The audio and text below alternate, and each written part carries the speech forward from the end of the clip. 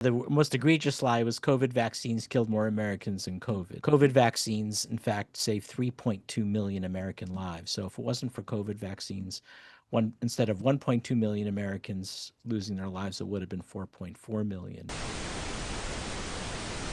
Our premise then for writing the book is to say, we have these two existential threats, pandemics, which COVID killed 20 million people globally, and so many Americans died because they refused COVID vaccines, and then the climate crisis.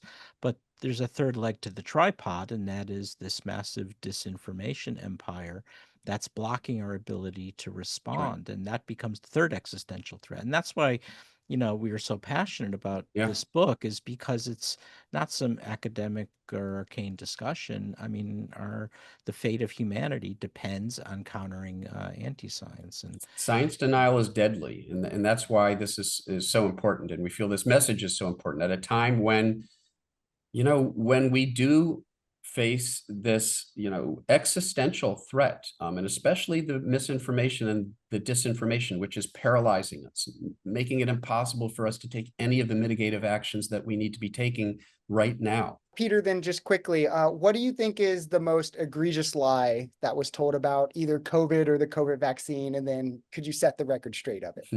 yeah, I can make a little I laundry was going to list say, for you, how but I'll long do you just have? cut to a few of them. One is, the most egregious lie was COVID vaccines killed more Americans than COVID.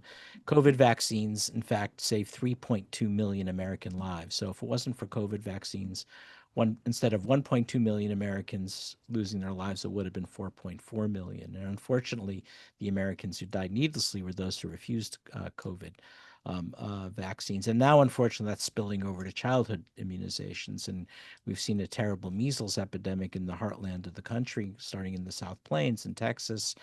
Two kids died because their parents decided not to vaccinate them. And or the whole, I think those are among the worst. So people are losing their lives, and not on a small scale. I mean, talking about hundreds of thousands of Americans dying now because of anti-vaccine activism.